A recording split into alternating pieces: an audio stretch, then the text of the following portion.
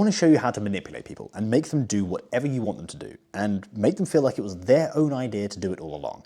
Now, this is a dangerously effective tactic that I've used to make myself a good amount of money, hence why I'm filming this video in a penthouse apartment at the age of 26 in Central. So a couple of weeks ago, I went out for a drink with a friend of mine. Shot him a text on like a Friday afternoon. I was doing nothing and I was like, look, it's been a while since we've hung out. Let's just have a chat, grab a drink, be chill, be good fun. Now, when you get to this pub, it's quite a small place in London. Lots of pubs are pretty small. You walk in the door, there's a big curved bar like right in front of you, and people tend to kind of like hang around right by the, so it's like throng of people. It's like Friday afternoon, loads of people from work hang around the bar. So we're like, fuck this, can't even hear myself think. We grab a drink, we go and sit down outside. Now, standard autumn evening in London, it's pretty rainy, pretty grotty, pretty cold.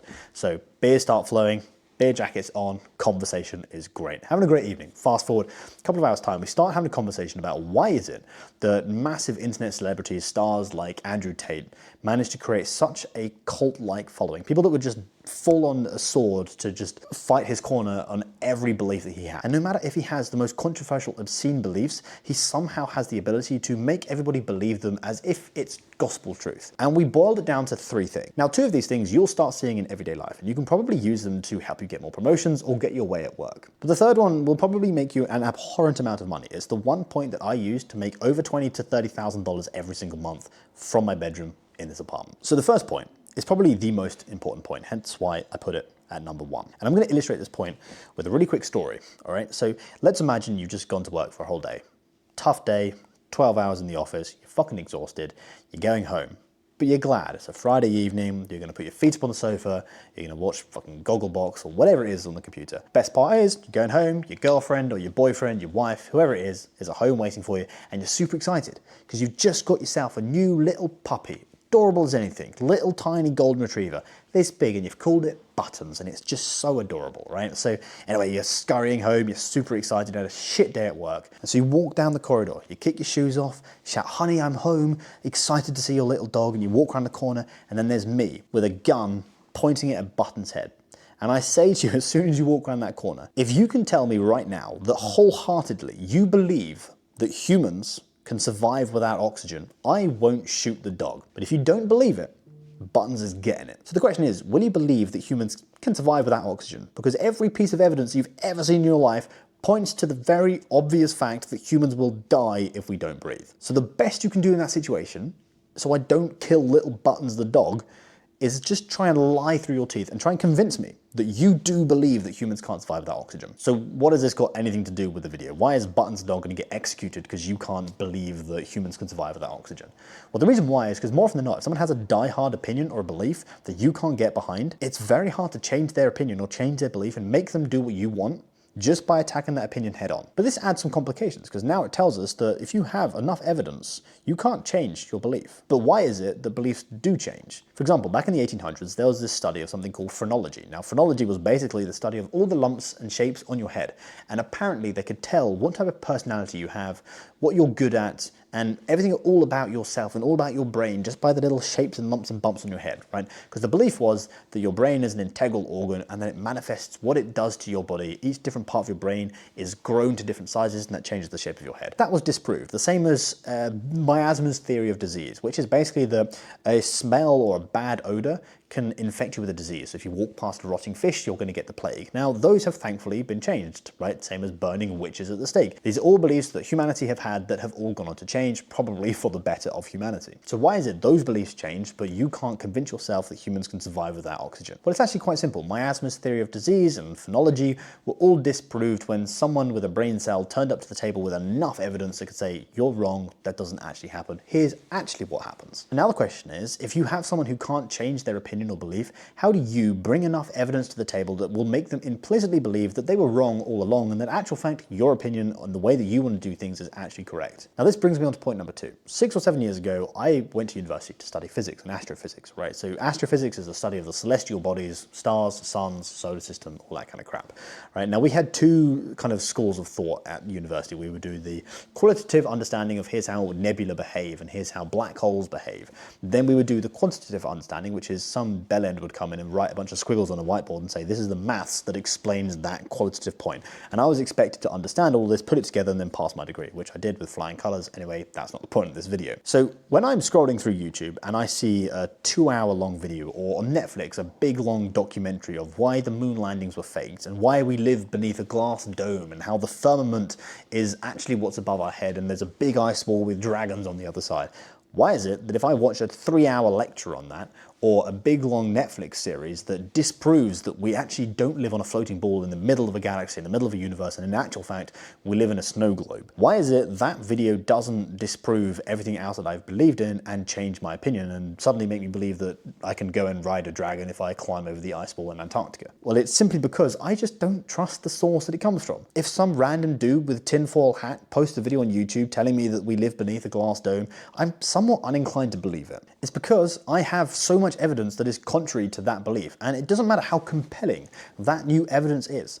It is so hard to change someone's die-hard opinion or belief just by throwing evidence in their face. And this is because of something that we call confirmation bias, which is the fact that humans only really tend to remember or recall information that supports their current opinions or beliefs. And in actual fact, it's actually quite hard for someone who believes in something to recall the opposite side of the argument. So if I'm trying to manipulate someone, oftentimes, if the new evidence that I'm presenting is far enough away from the evidence that they currently have that supports their current belief or opinion, it's going to be a lot of work for me to change their opinion just by throwing enough evidence at them.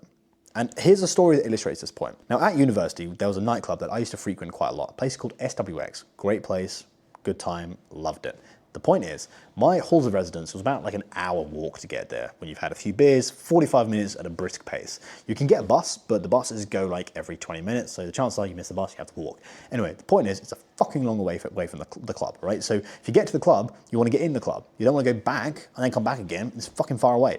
So we get in this queue. There's me, my identical twin brother, and then there's 3 or 4 mates of mine. So we get to the end of the queue. I look up and I see this potato-headed man built like a fucking brick shithouse. Huge monster of a human, right? His mum probably put him up for adoption in the circus. And he says to me, ID please. And I'm like, fuck, I forgot my ID, right? So I'm fumbling around, I'm like, trying to make my excuses. And I'm like, shit, I forgot my ID. Bear in mind, it's an hour back to my halls of residence. So in that moment, I will do anything possible to, well, not anything, dirty mind, to try and convince this person to let me into the nightclub. And I'm like, got it. I open up my phone, I say, here's a photo of my ID. And he's like, that doesn't work. And I'm like, here's a photo of my passport. And he's like, nope, doesn't work. And I'm like, what am I gonna do? I'm like, I'm here, so I'm like, look, there's me, it's all my friends, you're letting them all in, we're all good friends, we're trying to prove to him, like, look, we're in the same course together, we're lab partners. And he's like, he's not having any of it. And I'm like, got it.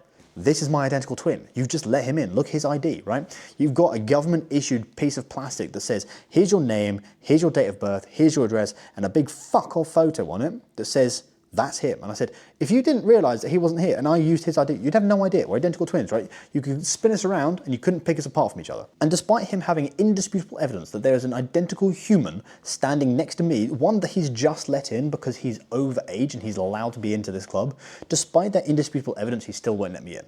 Now, why is this? Well, there's a few reasons. Number one, it's his job. He has to decline me, fair enough. And the second reason is because as soon as he picked me out of the queue, because he thought I wasn't old enough, he was like, this guy, we're not gonna let him in unless he has proof that can change my mind. And this was supported by his ego. Now he's having an argument with me in front of about 30 other people. He's now built up his ego, and that solidified his opinion that I am not old enough, because if I was, why would I be having the argument with him? So no matter when he has undeniable proof, he's still not going to let me in, even if he could. So the reason why I tell you this is because if someone has a die-hard opinion, oftentimes, no matter how compelling your evidence is, and how much you present it to them, and how well you articulate your point, it's probably not going to be enough to change their opinion. Now this brings me onto point number 3.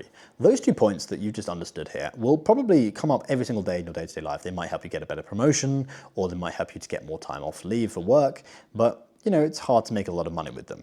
This is the third point. This will make you an abhorrent amount of money. And this is the tactic that I use every single day to make me over $20,000 to $30,000 every single month. So in 2013, they did a study on some people who have very strong political beliefs, right?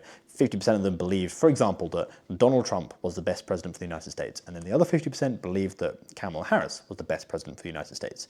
And so they sat these people down, they said, look, we're gonna ask you a question. I want you to write on this piece of paper a confidence score from 0 to 100, how confident you are in your preferred party's policies and why they would be the best candidate for the United States president, right? So based on their policies, what are your confidence score that this is the right president for the country?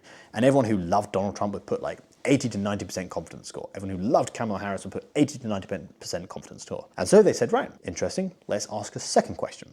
And they said to them, right, in as much detail as you possibly can, explain to us why Donald Trump's policies are better than Kamala Harris's policies and why that makes him a better candidate to be the next president of the United States, or vice versa. And what they found was when these die-hard political fangirls had to really articulate all of their points as to why and prove with like beyond any reasonable doubt why Donald Trump or Kamala Harris or whoever it was at the time was the best president of the United States, their confidence in that belief massively dropped, because all of a sudden they're like, well, I don't actually know the opposing party's policies that well, and I don't actually really know Donald Trump's policies that well. And so then what they did is they said, okay, after they wrote this whole thing, they said, now, can you give me a confidence score on, again, who you think, like how strongly you think Donald Trump is going to be the best president of the United States?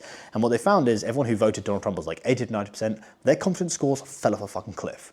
And the same went for Kamala Harris. Everyone who voted them was like 80 to 90%, fell off a cliff. Because the confidence that they had in their belief was massively diminished as soon as they were told to explain that belief. So I want you to try this out. Say, for example, you're trying to get someone to pay an invoice, or you're trying to get someone to buy something from you. And no matter how hard you try, there's just one fucking problem. They just believe something that maybe they don't have enough time. And no matter what you do, you're showing a load of evidence, you're saying testimonials and proof, like this person's making loads of money with this, you can do the same thing as well, or this is all of my client success stories, and no matter what you do, the evidence isn't changing their opinion. I just implore you to sit back, slow down for a second and say, look, totally understand where you're coming from, Dave. Just do me a massive favor here.